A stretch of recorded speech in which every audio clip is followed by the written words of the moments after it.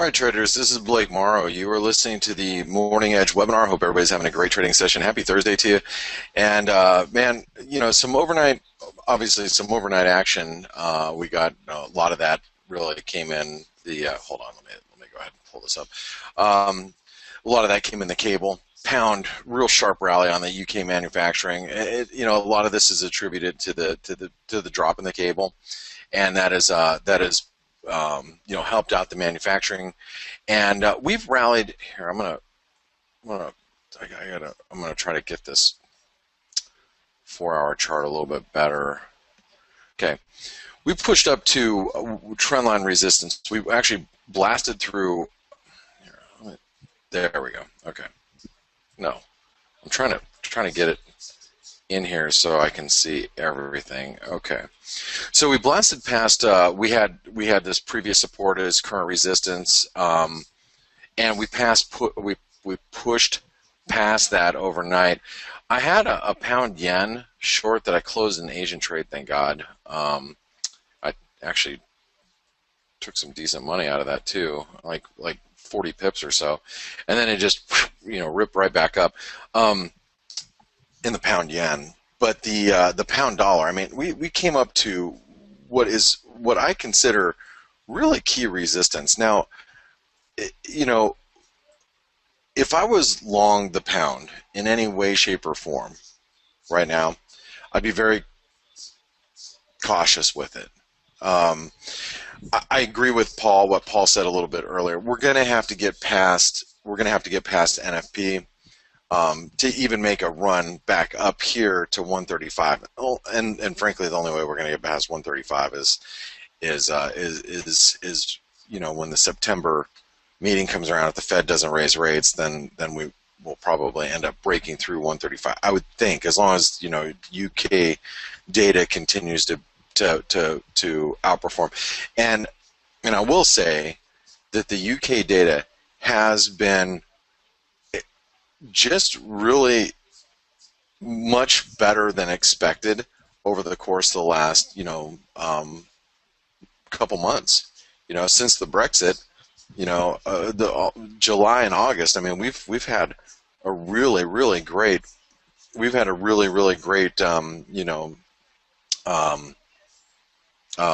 just a lot of data that's come out that's actually been a big improvement, and that was not expected by myself or many. I would say most of the market.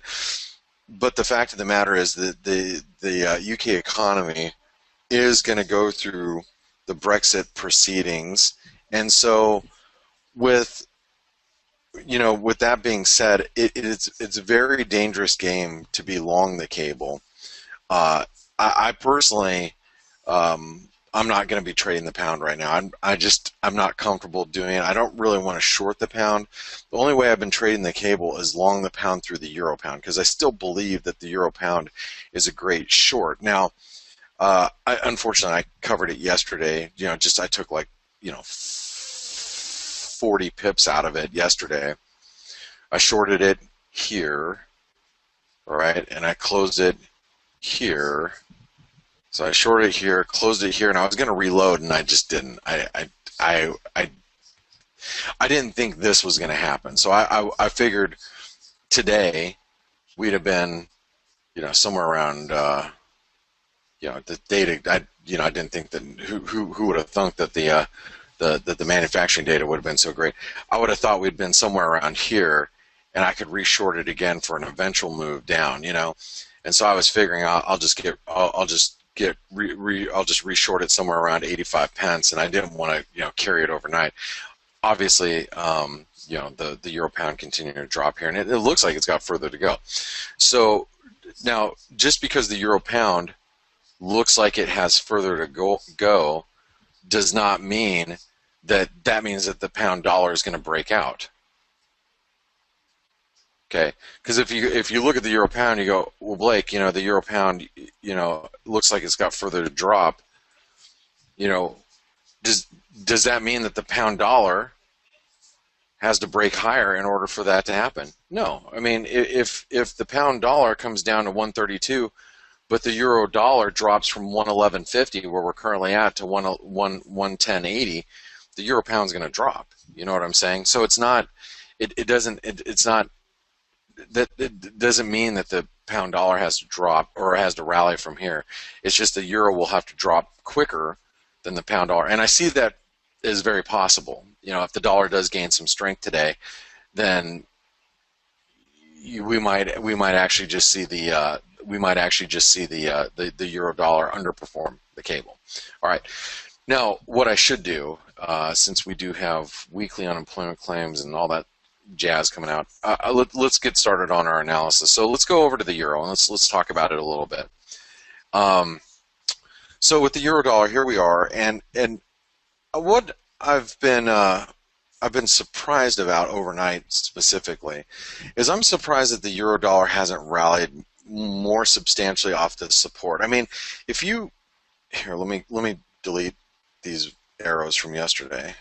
Okay, if you're looking at the euro dollar today or yesterday, okay, you would think, all right, well, you know, we're on support. Made a little false breakdown. I think I pointed that out yesterday in the Lunch Money webinar. I did this. I drew that little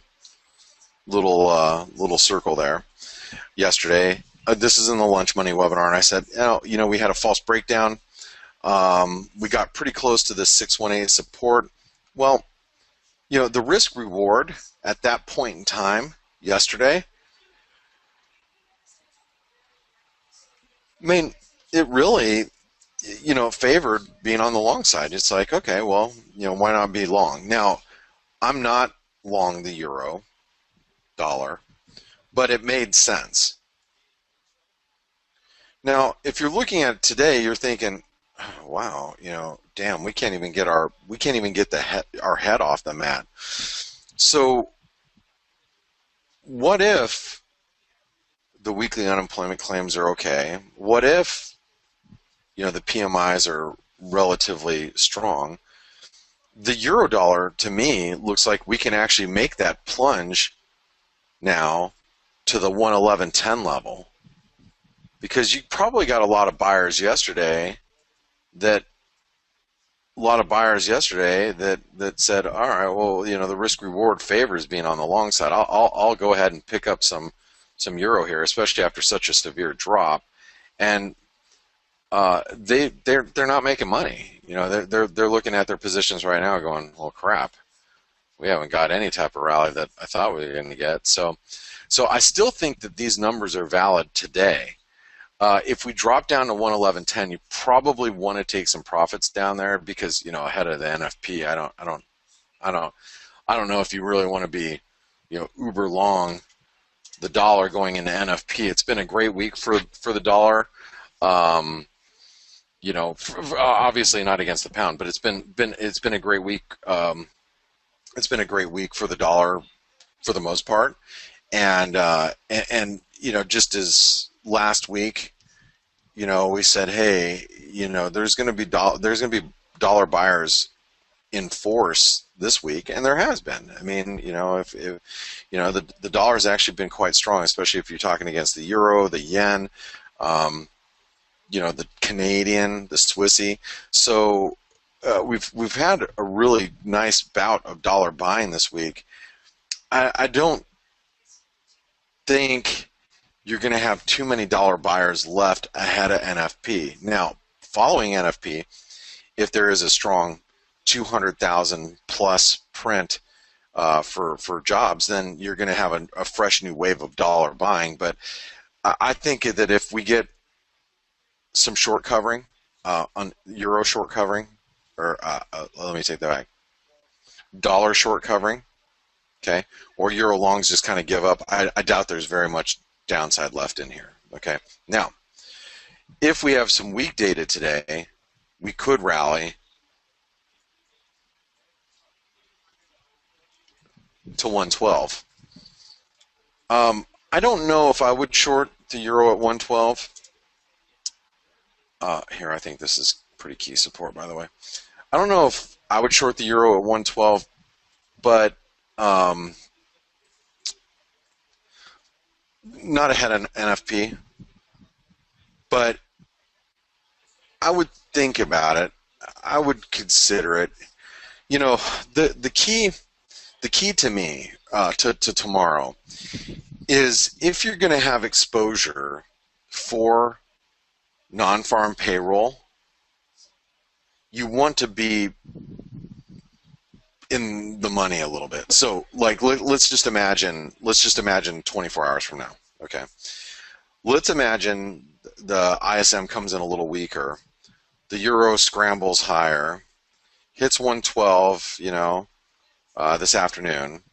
You short it overnight. The euro gets back down to 111.60, and then for non-farm payroll you're up 40 pips.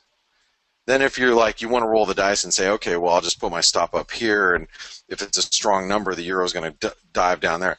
That's the way I like to play non-farm payroll. I don't like to buy. You see all these analysts, it boggles my mind. But you see these analysts that'll buy the a currency just before a jobs report, or just they'll sell it just before a jobs report or interest rate decision. That's just gambling. But if you can get into a position and a day ahead of time and then sit through it, and you're sitting in profit, that's another thing. All right. And and frankly, that's what I'm trying to do with the dollar yen. I'm not being too successful at this moment in time, but I'll explain to you when I get to the dollar yen. But anyway, that's what I'm thinking with the euro. Now, let's go over to the cable. So pound's obviously had some resistance here. I personally would not be short the pound. If I was long the pound, I'd probably be looking to take some profits off the table, or at least, excuse me, if you happen to be long the cable, you at least move your stops to break even at this point. It'd be silly if you picked up the pound last couple of days at 131 and it's sitting here at 132 and change, and you haven't moved your stops to break even, and you end up losing money in the trade. That's your own damn fault. It really is. It's your own fault. All right. Now, with that UK manufacturing data, that was that's definitely a tailwind if you're long. And maybe you say, well, I'm going to move my stops to break even because I bought it at 131 or 131.20 or whatever.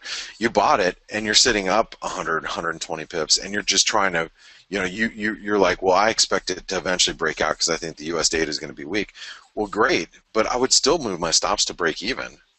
If you happen to be long and you're up significantly, and you see this big, triangle resistance glaring at you, and you end up getting stopped out and losing money, like I said, that's your own fault. I'm all about taking a position, giving it opportunity to run. I'm all about that. You know me. If I can get in a position and get in cheap and then let it run for the next week or two as it's breaking out one direction or the other, I'm all about that. But also you don't want to see 100+ pip gain slip away, knowing that you're right up against key resistance either. Okay. I would say that at this stage in the game, the pound really, if it clears 132.70, that's pretty damn bullish. I'm going to put this one, and I'm not, like I said, I'm not long the cable, unfortunately. But if we break that 132.70, you got to start looking at the pound as we'll come out of this bearish scenario. We'll just go into a range, because I still think while we're below this 135, I can't turn bullish until it's above here. But if we can break above this 132.70, and then we're probably going to end up being in this broad range for a while. But if we can break above if we break above here, then I will start looking at, okay, do I need to buy the pound Aussie? Do I need to buy the pound Kiwi, pound Canadian? Things like that are going to be very attractive to me. All right. Now support for the cable. You got to think about all the poor saps that are short. They're like, oh, so I'm short the cable. I did not think manufacturing was going to rip up in my face like that. Yeah, they're going to want to get out anywhere, any dip down to 130, 150, and they're out. So, oops. Let's put this in a range for now. Oh, okay. We're bearish. Once it gets above 132.70, that's what I was saying. 130, 150. Okay. All right. Now, just to be clear, you guys do understand that we are here. Let's go over to the weekly chart. We are sitting in a multi-year breakdown situation below 135. Actually, let's go over to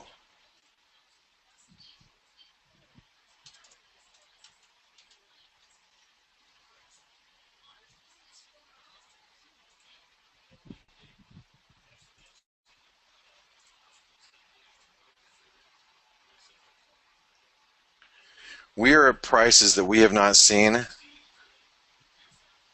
just for your reference, since 1985. Okay?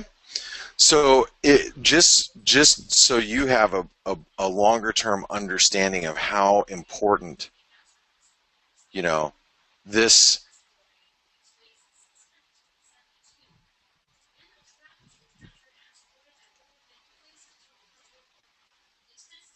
Okay.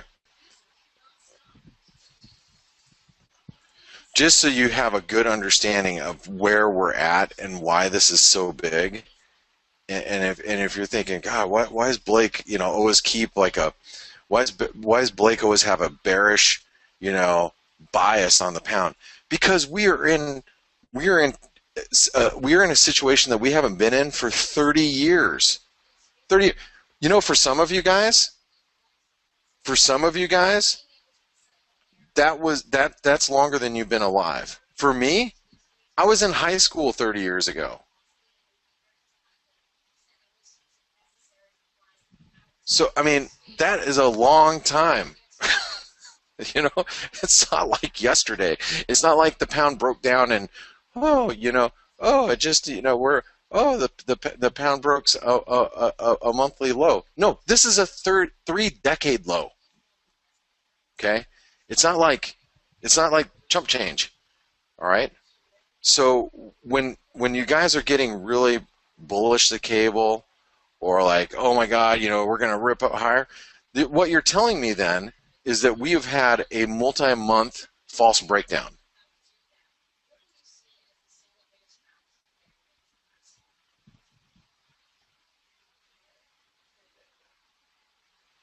Now, Sully said tons of short interest in the pound.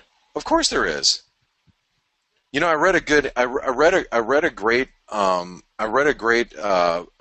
analysis piece like a month ago or 2 months ago about how when the cable has high short interest, it tends to be a leading indicator, not a lagging indicator.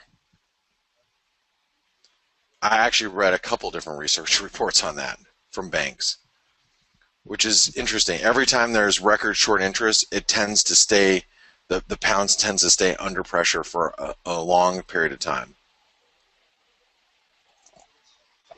So with the cable, just understand where we're at before you guys get all uppity about, oh, I'm getting really bullish the pound right now. Be careful. Do I think that the pound can get up to 135? Sure. We could squeeze here. We could do this pretty easily. But I would be real careful on any approach to 135. And matter of fact, I might even short it up there because I think that's the best risk reward out there. All right.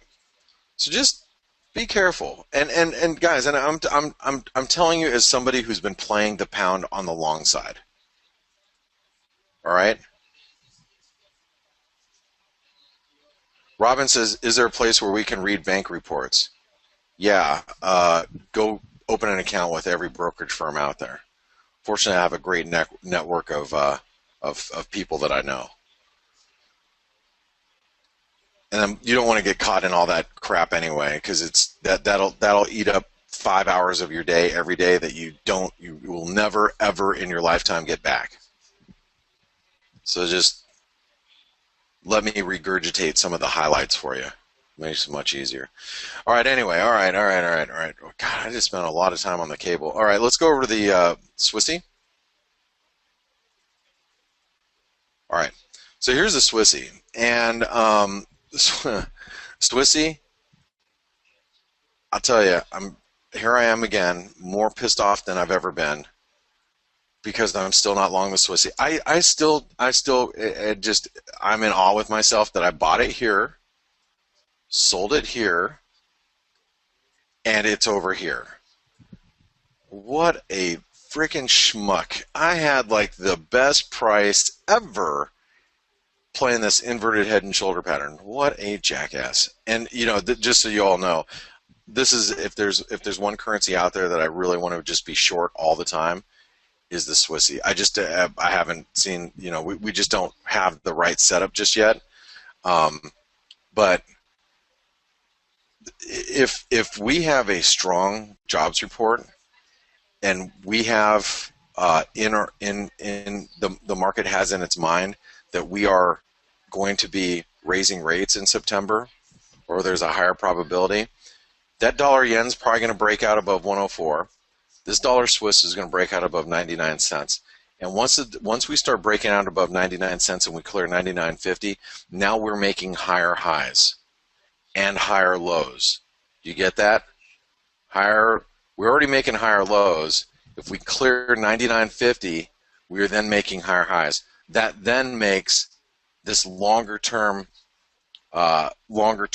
structure, if you will, of the dollar Swiss extremely bullish.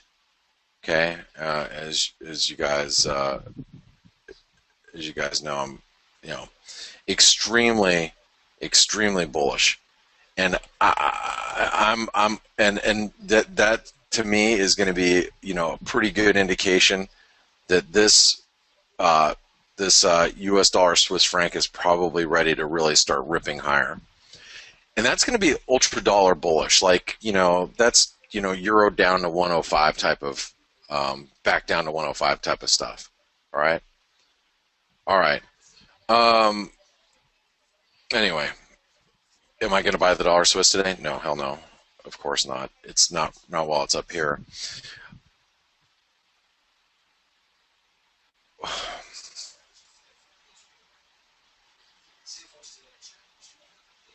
The 88% is at 99 cents. That looks like it's going to stop us pretty good ahead of NFP. Where am I at? Dollar Swiss. 99.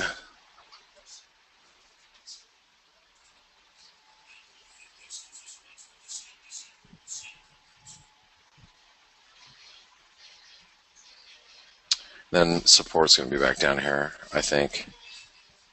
This is going to be pretty key for bulls near term. 97, 65. Okay. We're in a range.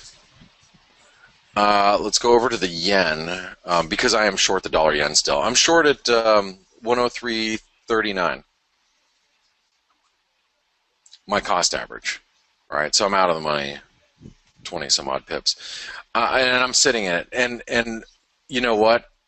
I'm gonna get I'll get a little nervous about the dollar yen if we break above 104. Obviously, we're sitting right at this confluence, big. This down channel. Keep in mind, guys, this down channel is not perfect. It could be like this, it could be like that, it could be like this, it could be like that, it could be like this, it could be like that, it could be, it's around here. Around here we have really good resistance, okay? If you notice, on the 4 hour, we hit new highs, relative strength is divergent, and still pretty overbought as far as I'm concerned, right? So is it bearish yet, or should you be shorting the dollar yen? I don't know. I think it's kind of dangerous being short the dollar yen. What I was hoping for is the dollar yen to roll over yesterday, come down to like 102.50, 102.30, and then I could have some short dollar yen exposure going into the jobs report, just in case it was a weak reading. Then then the dollar yen comes falling, and then I have a nice trade. It doesn't look like that's going to be the case. I'll be lucky if I can get out of this thing, break even, or maybe making a little bit of money. I will not be in the dollar yen going into unless the dollar yen does an aggressive move today, which I don't see that happening.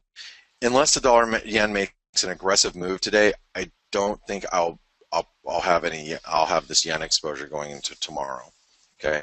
Actually, I'll tell you, I will not have this yen exposure going into tomorrow.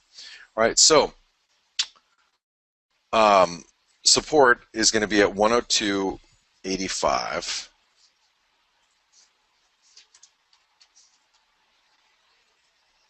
And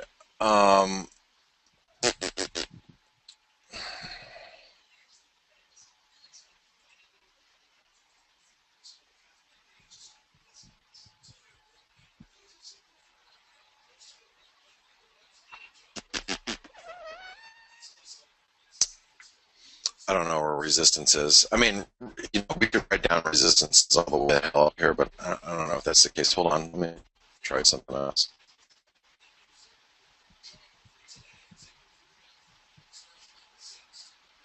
We're at the 38% retracement right here of that move.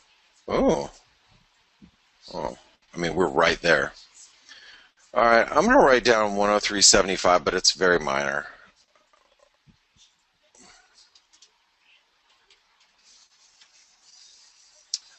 It is in its range, and we're going to threaten to go bullish if we can break above 104. And that will be tomorrow, frankly. I mean, we have a strong jobs report tomorrow, and we break above 104. This dollar yen is going to go from bearish to near term bullish, and possibly in a big longer term range.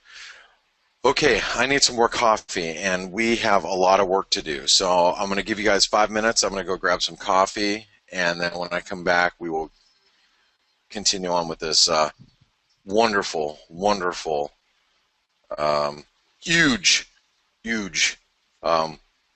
analysis party we've got going on. Woot woot! Don't go anywhere. Alrighty, traders. This is Blake Morrow. You are listening to the Morning Edge, and I got some more coffee, so I'm in good shape now. I'm good to go. I'm so irritated that I'm not short I'm still not short the euro pound. It just pisses me off beyond all recognition. Oh, it's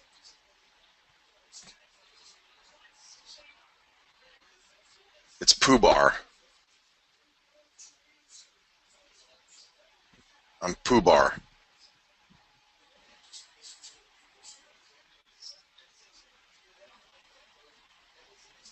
All right. Where am I? Oh, I had an idea. Damn it. Hold on, I gotta write this down.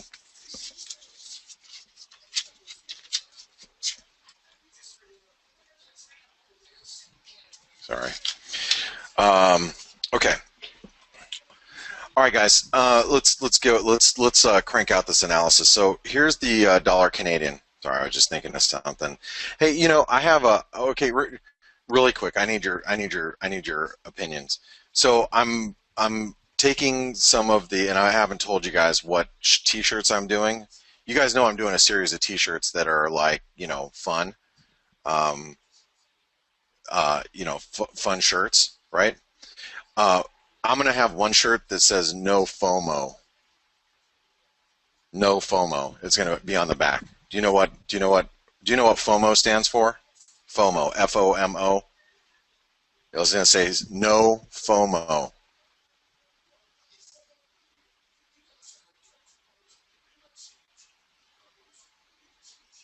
Financial open market operations.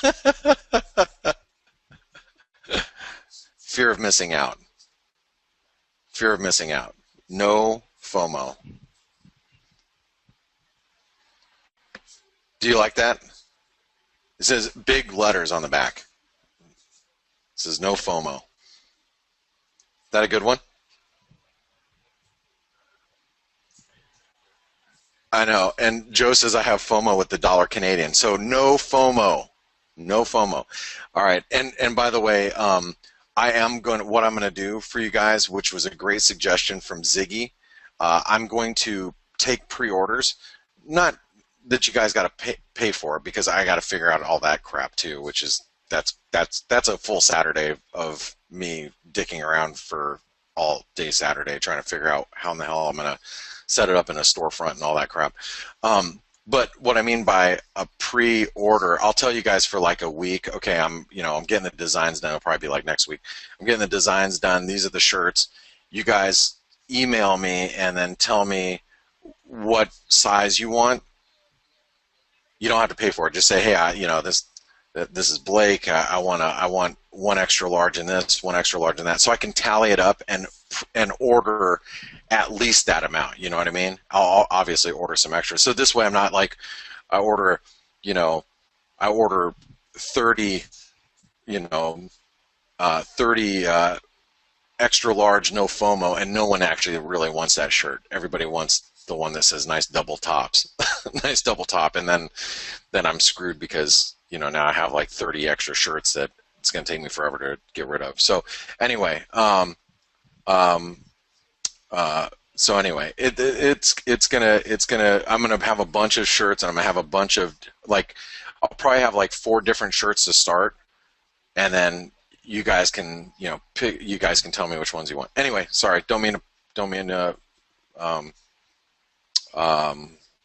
get wrapped up with that, but because I got to shell out the money up front. You know what I mean? Like if I have to print like, let's say 300 shirts, it's probably going to cost me like a couple grand, and I'm not going to charge a lot for them. They'll probably end up being like 20, 22, 25 bucks or something like that. I don't know. I have to figure out what the costs are, but it'll be a non-profit center. It's just solely for you guys to enjoy. But it's going to take me, obviously I don't want to spend $3,000 in shirts and then find out that not very many people want them. I just want to make sure I get somewhere within the ballpark and then make a few extra.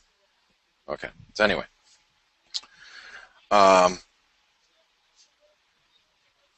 yeah, Wit says, or use a Shopify for a storefront. We'll have a credit card stuff built in. That's what I'm going to use. I'm going to use Shopify. My wife uses Shopify for her platform.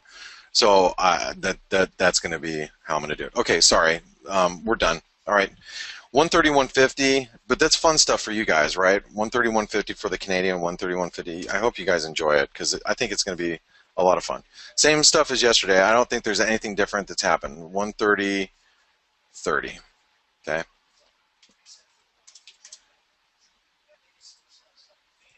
No FOMO, people. Kiwi. I shorted some Kiwi this morning. We came right into resistance, right? 38% retracement. So that means 72.75 is resistance right now. And if that holds, then we've got further to go. 72 cents is support.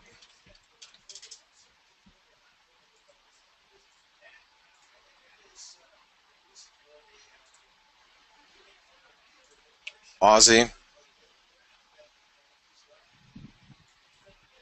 Hold on really quick. Let me stop here for a second. So the Aussie, and by the way, the CapEx numbers really were horrible last night. And retail sales came in worse than expected last night, and the Aussie still managed to rally. Now, we stopped at basically the 618 is at 75.50. And by the way, if we break 75 cents, 74.90. Let me double check if that was the low. Because remember my data went out for a little bit yesterday. Yeah, 74.90. Okay. So 74.90. I know we wrote down 75 and said it was really key. Well, guess what? It ended up holding for all intents and purposes. So 74.90 is going to be pretty key support. And then obviously for the Kiwi, 72 cents is key support. And we are in a range. Okay, dollar index. I'm trying to cruise through this stuff, guys. Dollar index. So the 618 held like a champion, and then support held like a champion. So look, 95.85, 96.25. Boy, this is pretty clear to me. I don't know about you guys. This right here, break above here, it turns bullish, right? Break below here. Oops. Turns bearish. Pretty simple. And if you want to be, if you want to be smart about it, you just don't trade the dollar until we break above here or break below there. That probably will be tomorrow, realistically. I have a feeling that today, with this ISM and weekly unemployment claims, that we're going to do this. Ready? Oh, wait, wrong. Hold on. I have a feeling we're going to do that today.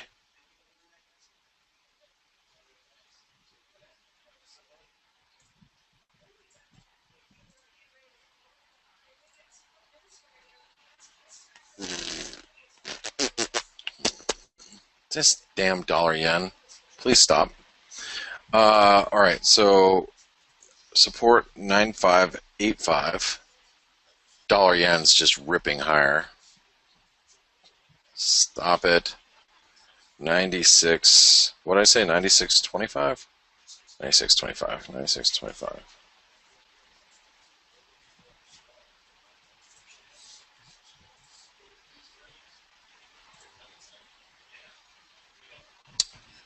Dollar peso. Hold on, I'm looking at this dollar yen really quick. So we just spiked into new highs. Right into, pushed right into new highs, stopped out everybody that was near-term short, all the day traders. They all just got stopped out. Remember, we're at key resistance right now. We're at resistance at 103.75.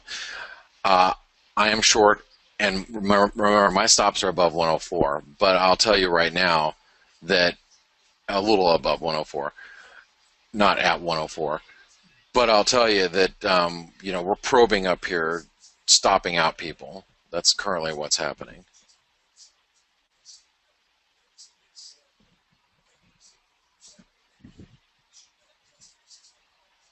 Okay.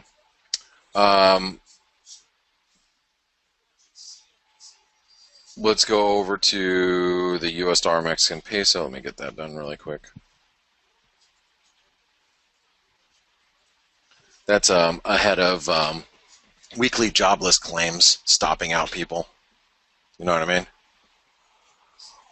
mean? God, pound yen must have just ripped higher. Hold on really quick. Oh, squeeze me. Man, I got out of that. How lucky was I to get out of that last night, like right around here? Holy cow. Eek.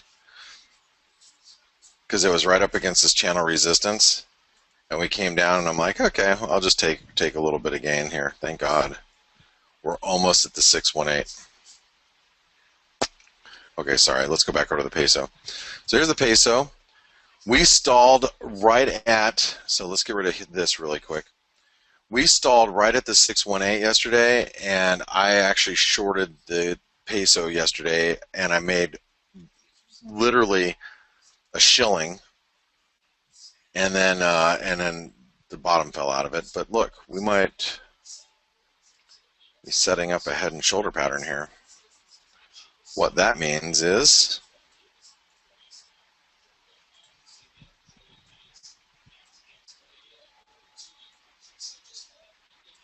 it might look like that. I'm going to put resistance as 19 and then support is at 1875, but just a little heads up there.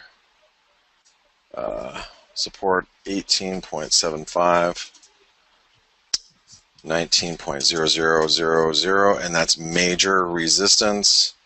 We're in a big freaking range. US dollar, Swedish krona, or Norwegian krona. Wow, look at how. Oh, crude oil is on the decline. Crude does not look good. Crude is not looking good. That is a problem if you're long the Norwegian krona at this moment, I would say. And look at this. Oh yeah. 840, and right now support is right here. I'd say 832 and 832, 831 maybe. Okay. Keep an eye on that Norwegian krona. 831. Oops. 831. 840. What did I say? Wait, 840. 840. It's key resistance. We're in a range. Let's go to the Swedish krona.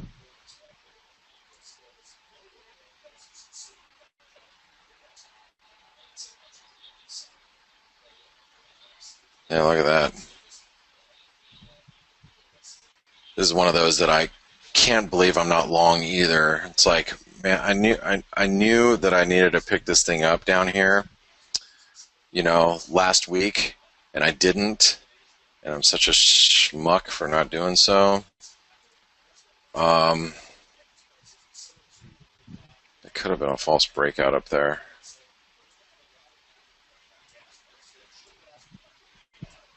So 862 is resistance.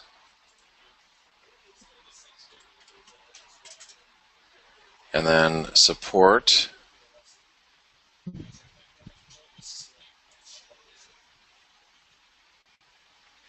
The support is right here at 855, all right? Because if we can see this break, then that means it's going to pull back ahead of non-farm payroll. 855. I know we're right off the support, but you might be able to catch a little downside there for those of you that are looking for a short. Okay, your bias chart's done.